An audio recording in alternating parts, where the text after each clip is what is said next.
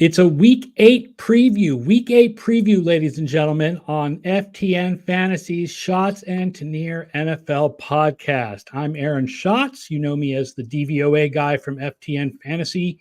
He's Mike Tanier. You follow him on the Mike Tanier Substack at miketanier.substack.com. Go read today for some thoughts on the comeback of Tua Tagovailoa. And of course, yesterday, was it yesterday we did Tank Watch? You did the Patriots. We did the Patriots. So if you have not enjoyed 20 years of a Patriots dynasty and would like to see that team smeared for sucking, Mike had you covered yesterday.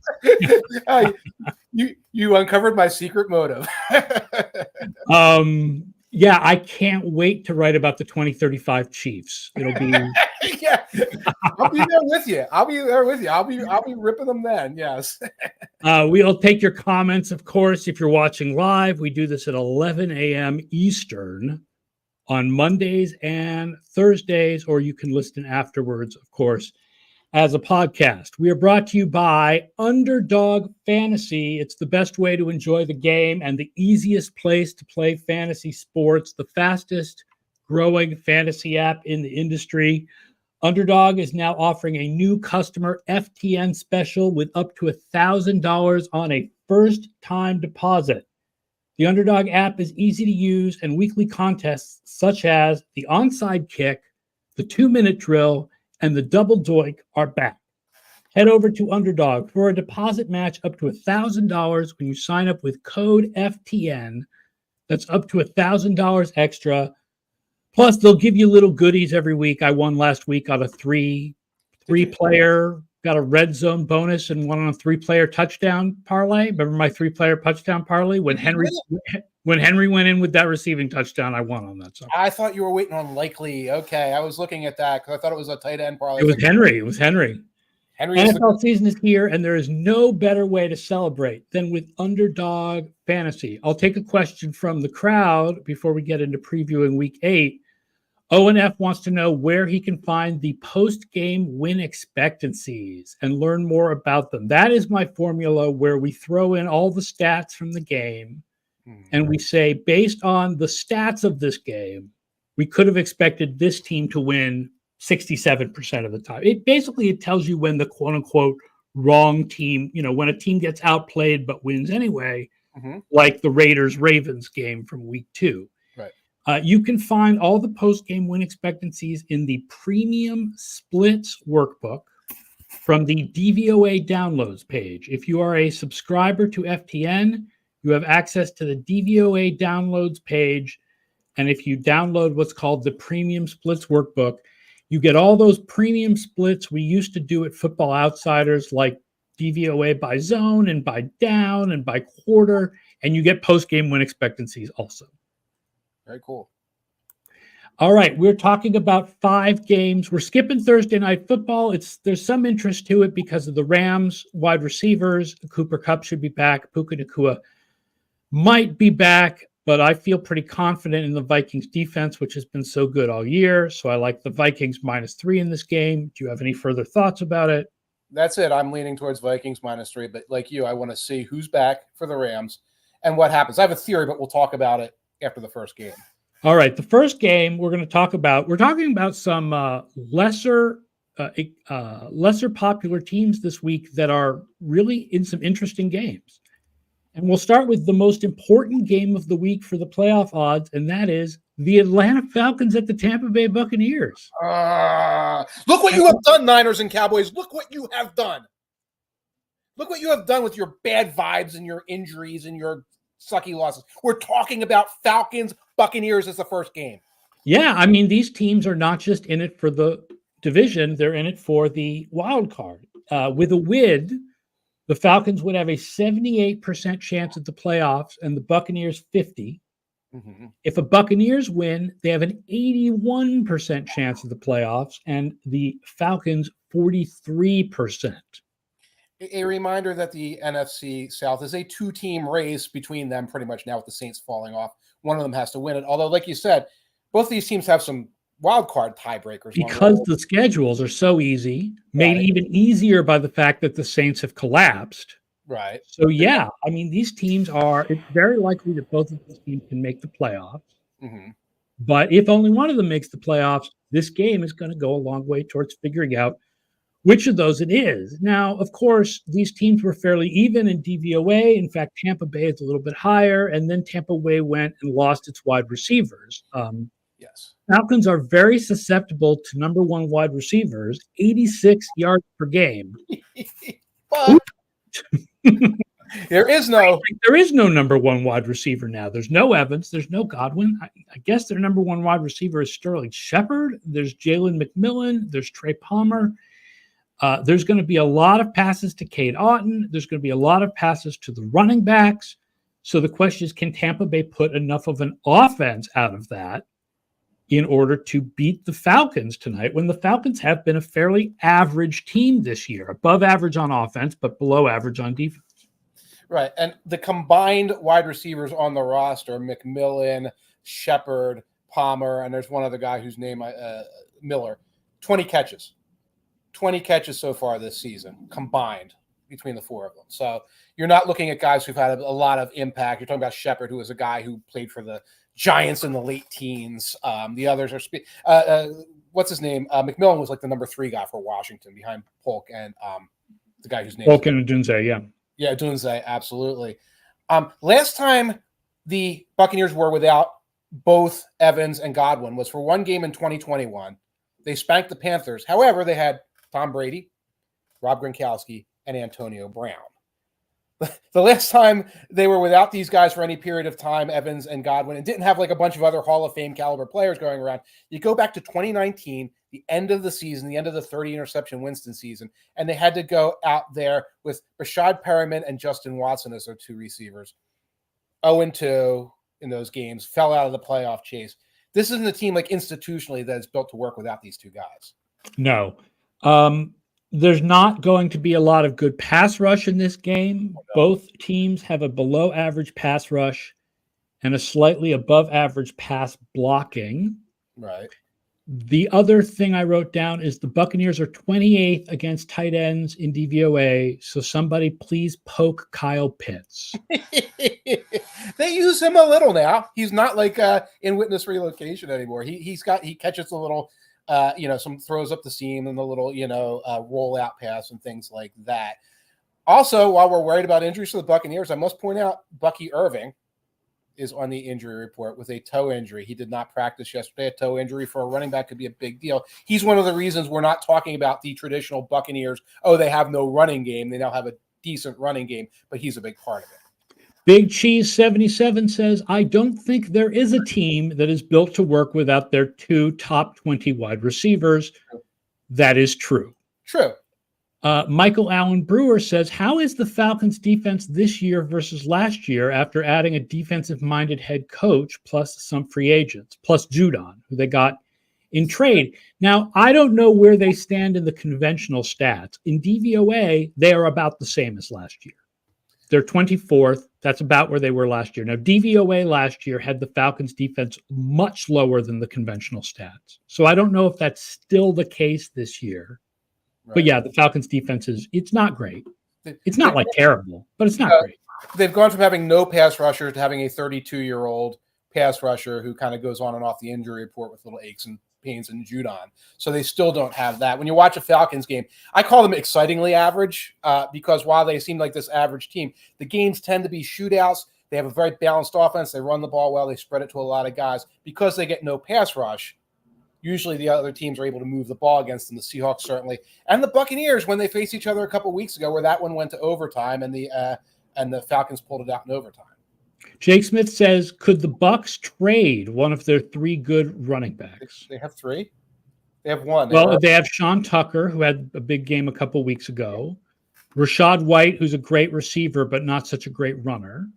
And Bucky Irving. And I don't think they'd trade any of them at this point. You get a conditional 7th rounder for White, possibly. So you can call the Cowboys and see if you can sucker Jarrah, but I don't think it's going to work. Let's pick this game, and then we'll take a couple of other questions here. It's Falcons minus 2.5. Mm-hmm. In Tampa Bay, mm-hmm. I like a lot of the things Tampa Bay does. I just can't get over the not having the 2 wide receivers. I think I would go Falcons. Everything that they've built was built around the idea. I mean, you talked about it last year. It was always third down conversions, third and long conversions. That's what kept this team going. And those conversions were Godwin and Evans. Everything Liam Cohen has done this year has been off of Godwin and Evans. The Baker Mayfield is playing the best football of his life storyline. It's because of these two guys.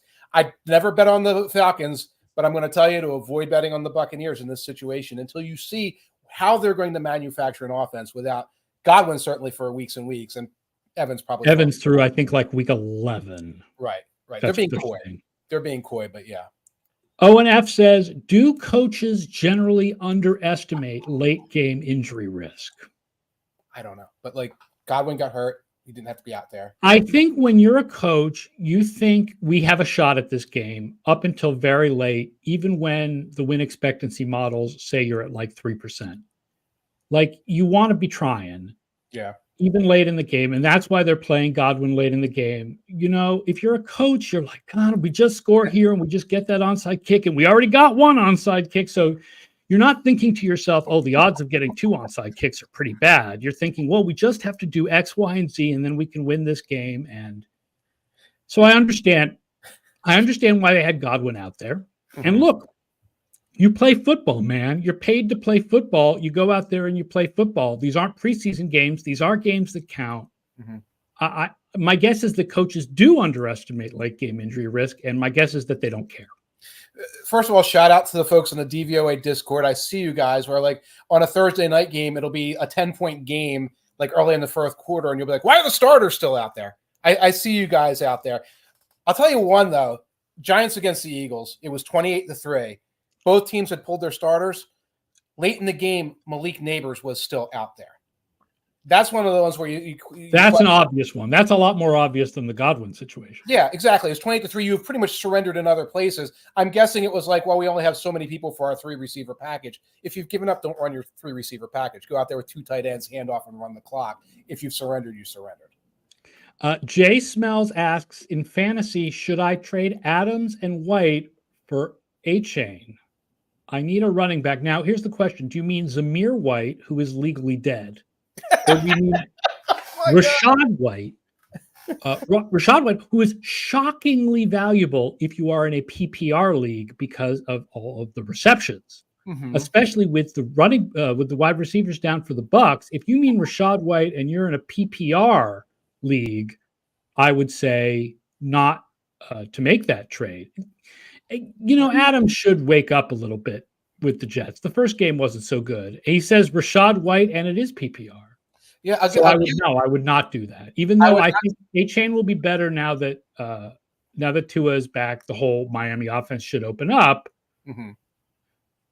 But I'll give you one stat off of that. The Buccaneers lead the league this year, 294 yards on screen passes. One of the most prolific screen teams in the NFL. You probably saw that early in the Buccaneers game. 100 of those are from Godwin, 100 yards, 44 are from Bucky Irving. So there's still a problem with their screen game. Where are those screens going to go? They're going to go to White. Yeah, and Miami's just not getting the run block in this year. They're just, I mean, Achane can only do magic if he can get past the line of scrimmage. Right. I would not make that deal. All right, let's talk about another 1 p.m. game, and that is the Philadelphia Eagles at the Cincinnati Bengals. Eagles are in the playoff 66% of the time with a win, 45% with a loss. Bengals are in 60% with a win, 37% with a loss. Less playoff impact than you think because of it being an interconference game. Right. The Eagles' offense this year, it's not really happening for Jalen Hurts. 19th passing the ball versus 3rd running the ball. Yes. Oh, yeah. This is a running team. The Eagles are successful when they're a running team, and Hurts has obviously a contribution to the running game as well. But they had injuries to both of their number 1 and number 2 receivers early in the season. That impacted that a little bit. One thing I've noticed, I think a lot of people were expecting a Kellen Moore motion-heavy offense. Eagles do not have a very motion-heavy offense right now. They've kind of reverted to a little bit of what they did the last 2 years. I pulled a couple numbers here. Hurts has 109 dropbacks with motion. Okay. but 109 dropbacks without motion, but only 94 dropbacks with motion. That's 24th in the NFL. And the Eagles have 201 rushing plays with no pre-snap motion, only 77 with motion. So this Eagles look like they're working their way back to Sirianni's way of doing things, which is static. You see a reduced box, you hand the ball off to Barkley, you get the yardage. Worked against the Browns, worked against the Giants. It's going to work against a team that can score 24 to 28 points on you without too much trouble. Nate Tice had an interesting post today on Twitter about motion may not be more successful than static anymore. They figured it out. That they figured it out. Yeah, No, that over the last couple of years that they figured out the motion. Not the NFL coaches. I mean the YouTube guys. I'm sorry. I'm doing my thing here. I'll be nice. Yes. Anyway, go on with your point. Coral Skipper says, I have no faith in either of these No one teams. does. Here's the thing about an Eagles-Bengals game. One of these teams has to win if you're Donovan McNabb. Yeah, I'll say. If you're not Donovan McNabb, you know it is possible for the Eagles and Bengals to tie. But if you're Donovan McNabb, one of these teams does have to win this game. A tie, there as a precedent for a tie. And you're right. No one has faith. This is kind of like either a restoring of faith, or if you're more pessimistic, the abolition of faith for one of these teams. The Bengals are 5th in the league on defense against passes up the middle. That has been their defensive strength for a defense that is basically a little bit below average overall. Fat lot of good that does you against Jalen Hurts, who doesn't throw up the middle. Like Jalen Hurts is like, let me not attack your strength. Right. What is a pass up? The Eagles simply don't do that. They're not built to do it right now. Dallas Goedert is hurt. Jahan Dotson does not actually exist. He's like Mike Thomas. He's just like a name on a spreadsheet somewhere. So the Eagles will not be throwing up the middle. And the other thing I want to talk about is the injury to Jordan Mailata. Yes. So now Fred Johnson has to go up against Trey Hendrickson. Fred Johnson is a street free agent from a couple years ago, and that is their left tackle now. Right. And he has actually played pretty well. He had to replace Lane Johnson for a while, and he was not the problem. Last week, he was not the problem, certainly, but it just goes back to the Eagles' plan for this is going to try to run the ball down the Bengals' throats. I don't think the Bengals have a particularly great run defense, but it's more a matter of trying to play ground and pound against a team that's probably going to have some success on the perimeter throwing to their receivers. Hitchhiker's Pie says Hendrickson is the only Bengals threat, so you can double him every down. Yes, and you can put Calcaterra out there, block him, and try to throw bombs up the sidelines to A.J. Brown. Sounds like you've watched some Eagles games. One thing I will point out for your prop bets is the Eagles are 32nd in DVOA against number 1 wide receivers. Yes, it is possible to be worse than Washington. Oh, God. So get your Jamar Chase props now. Oh, my God. I'm looking at these right now as you speak, and they're probably not posted yet. Oh, here we go. The Jamar Chase, you can get him over 90 yards at plus 165. That's a pretty high prop. Well, 80 plus is plus 110. Yeah. 80 plus, but you do a 100-yard prop on Jamar, you're at plus 240. Enticing. Yeah. Line is Bengals minus 2.5. And so here's an interesting thing about the line. I feel like I'm going mostly favorites this week. Bengals minus 2.5. If you believe in the way that DVOA saw the Eagles before the season as a team that was essentially average or slightly above, then I think you go Bengals. Right. If you believe in the way the market saw the Eagles before the season, which was that they were a serious Super Bowl contender, then I think you go Eagles plus 2.5 because you say, well, when the Eagles offense struggled, they were without their top 2 receivers. We just talked about with Tampa Bay what that means. Right. The Eagles offense struggled without those guys. Those guys are back now. The Eagles are essentially a really good team. You want, Eagles plus the points is great. If you go with how DVOA saw the Eagles going into the season, which is their defense is going to be really bad, the offense isn't necessarily going to be that great, then I think you go Bengals minus 2.5. Yeah, they've spent the season saying DVOA was right. They really have. We can talk about the injuries. You can also talk about the fact that the defense has played well over the last 2 weeks against the Giants without their star left tackle and the Browns being the Browns. and say this defense is still struggling to adjust, still doesn't consistently have a pass rush, still has a lot of rookies playing on the back end against these top guys, and Slay, who's in his 30s right now, and that the offense is kind of still discovering itself as well. I'm going with DVOA. I have, as an Eagles fan, You're going with Bengals minus 2.5. Like all Eagles fans, I have zero faith in this team. YB from the city, you're going to have to clarify your question a little bit. Okay. And then I'll answer it. There's a question about defensive DVOA, but I can't tell if he's talking about rank or actual percentage. Meanwhile, let's talk about one more 1 o'clock game, and that is in the AFC South with the Indianapolis Colts at the Houston Texans. Colts, I can't believe I'm saying this, go to the playoffs 63% of the time with a win, 34% with a loss. Yeah. Texans, 98% of the time with a win, 86% with a loss. Our numbers, just like the Texans, so much better than the Colts, even with the Texans' passing game not looking anywhere near as strong as you feel it should be. I can't believe the Colts are 19th in DVOA. It feels like it should be worse than that. I think it is worse than that if you think of just Anthony Richardson games. Yeah. So Texans pass rush is 4th in ESPN's pass rush win rate, and the Colts blocking is 26th in pass block win rate, which means lots of Richardson running around. Lots of Richardson running around. Of course, this game would be a sweep for the Texans, which is why our system likes it so much. If they sweep the Colts, then that's the team they would likely be tied with, and therefore, yeah. Right, that's the division. Some other news for the Colts. Jonathan Taylor should be back in this game. He has missed 3 games. He tends to be a factor for them. DeForest Buckner could be back, and that's huge. He practiced on Wednesday. He's been out for a few weeks. Pro Bowl caliber defensive tackle. When you see pressure against C.J. Stroud, it is almost always coming right up the middle against him. There are some weak links at the center and guard positions for the Texans, and Buckner would be a huge asset for them. Here's some interesting stats. The Texans defense so far this year is number 1 against passes to the left and number 20 against passes to the right. Okay.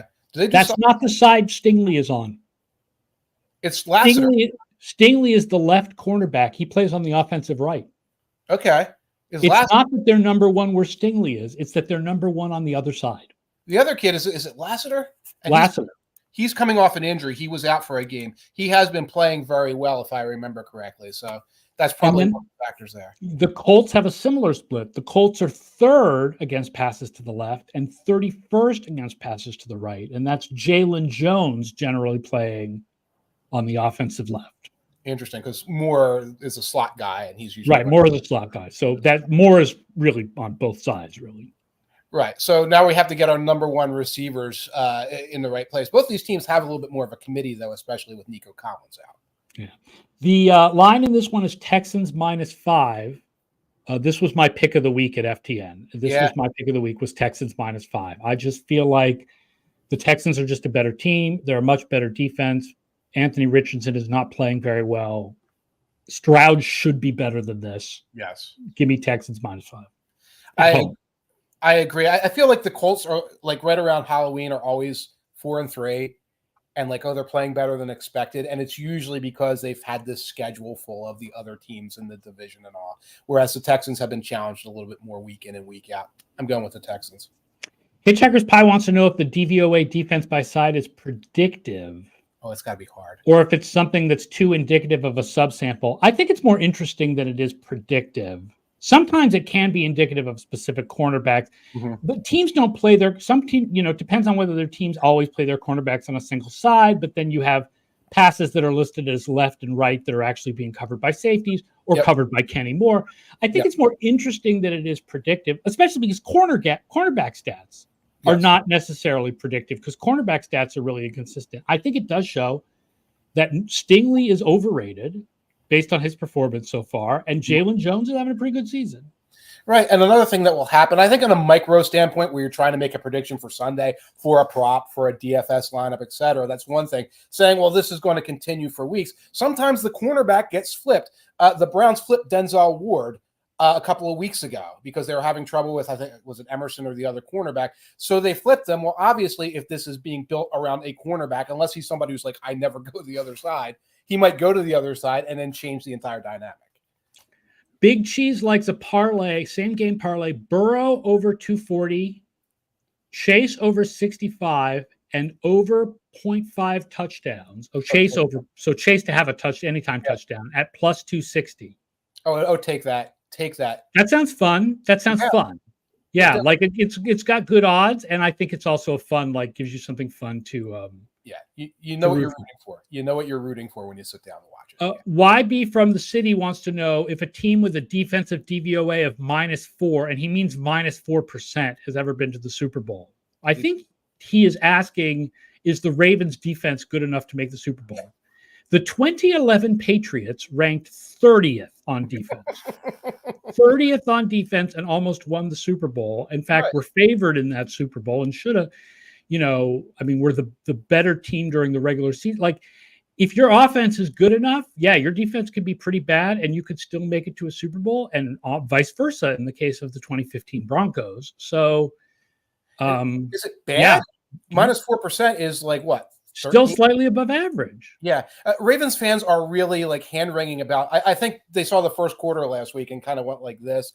I'm going to go do a deep dive on it relatively soon. Relax, guys. It's pretty good. EPA, one thing is that EPA and DVOA do really disagree about the Ravens defense. Mm-hmm. And part of that is the schedule. They've played a very hard schedule of opposing quarterbacks. Okay, yeah. That's big. The big 4 p.m. game, but we don't know who's playing in it, is the Chicago Bears at the Washington Commanders. Yeah. Playoffs, Bears, we have them lower than everyone else. 40% of the time with a win, 15% with a loss. Commanders, 86% with a win, 64% with a loss. We don't know yet whether it's Jaden Daniels or Marcus Mariota, but the Bears are second against the pass this year and 24th against the run.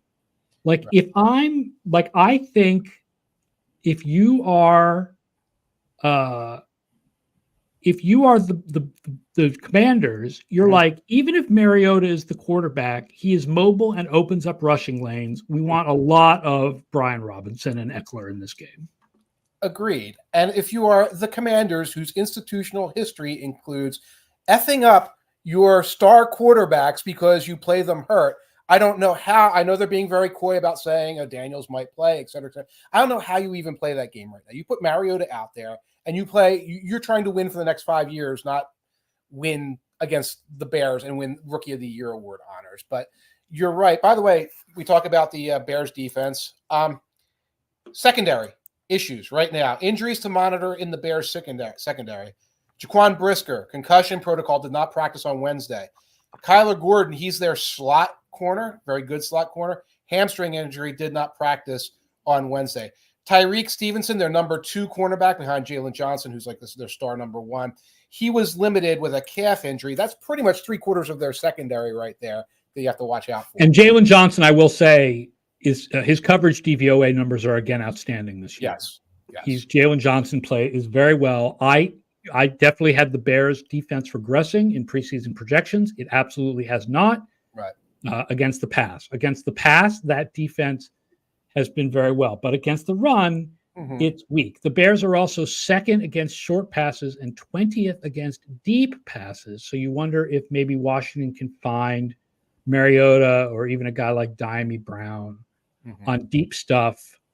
I don't know how much to take away from the Panthers game. Like, on one hand, it was 40 points. On the other hand, it was the Panthers. Like, I don't think I have any knowledge of how good Mariota is compared to Daniels. Like, not as good, but I don't know how much the drop off is. I don't know if he can throw deep anymore at all. He wasn't challenged. Both of these teams have a recent we just boat race the Panthers in their schedule. And it's just about every team now that has one, you have to look at and say, I don't even know what I'm looking at in this situation. Commanders defense is bad. They are bad in every way. They're particularly bad against number 1 wide receivers and other wide receivers. So maybe Rome Odunze finally wakes up this week.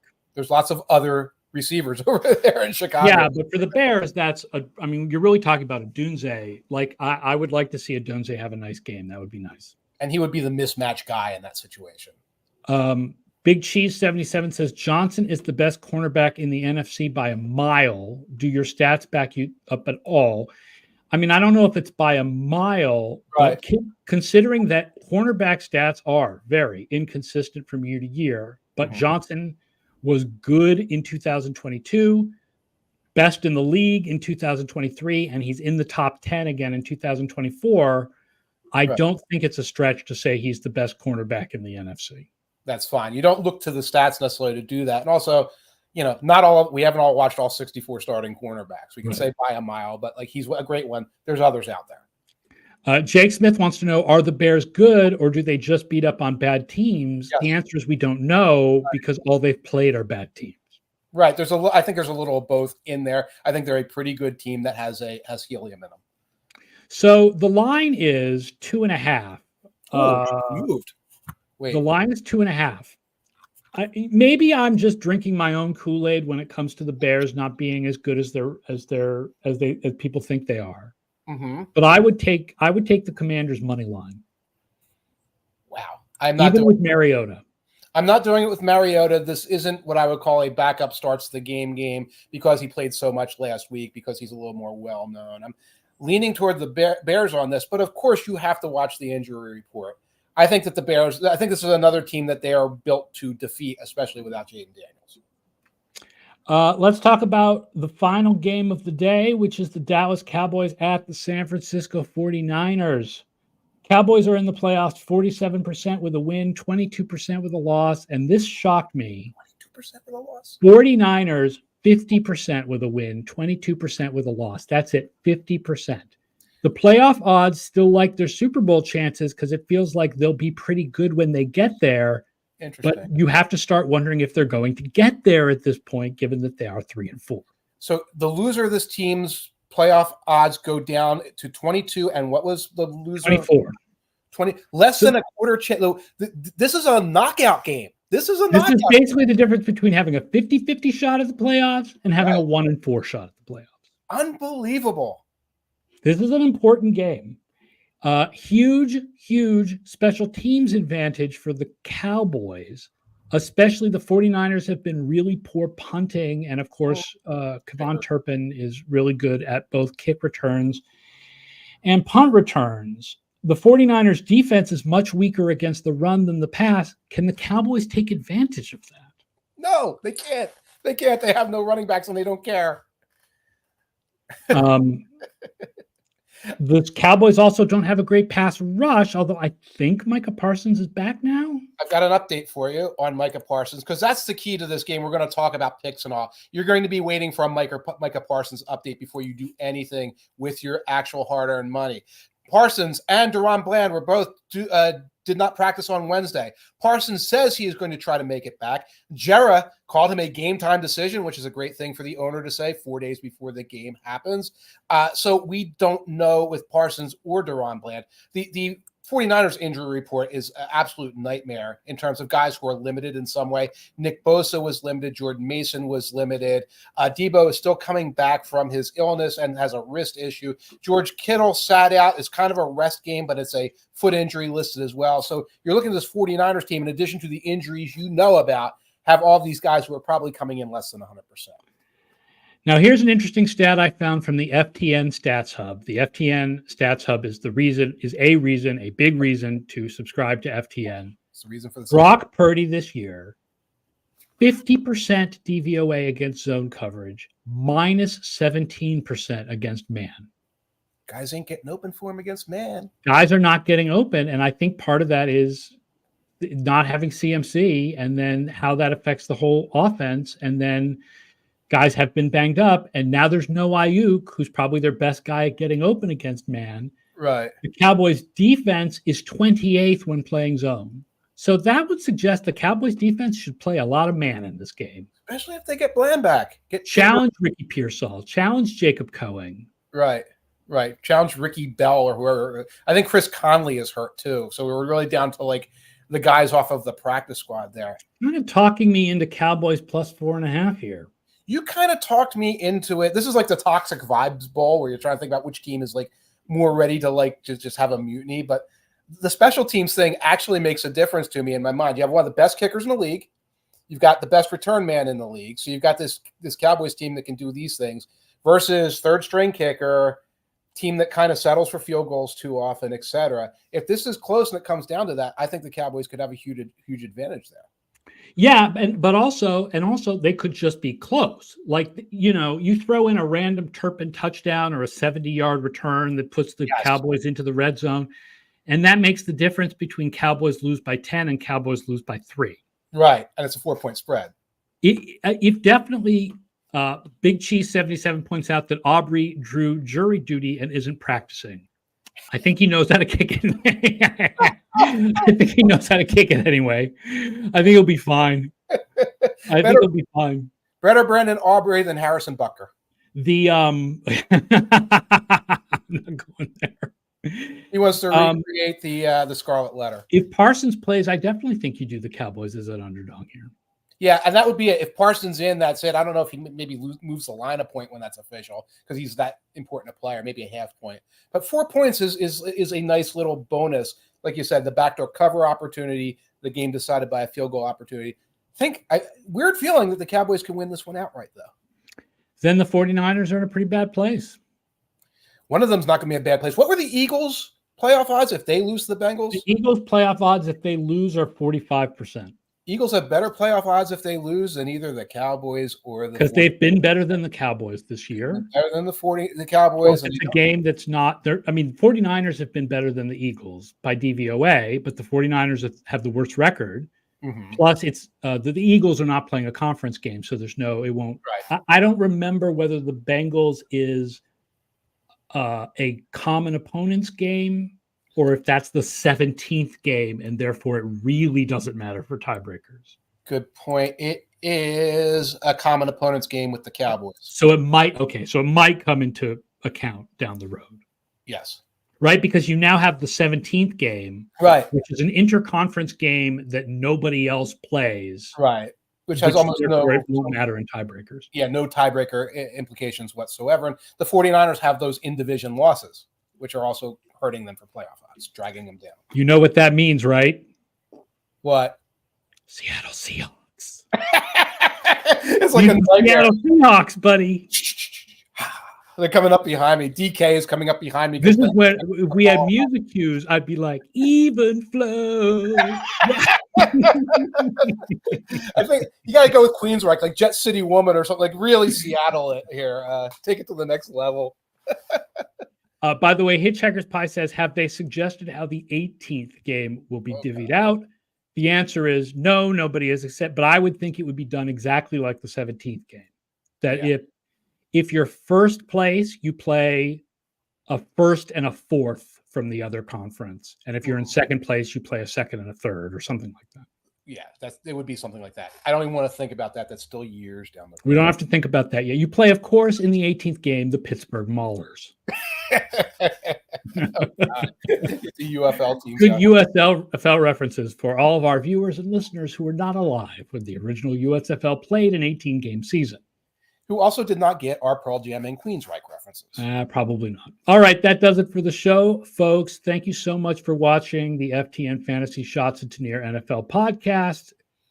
Everybody enjoy Week 8, and we will be back on Monday to wrap up all these games and preview Monday Night Football. Please remember to use our sponsor, Underdog Fantasy.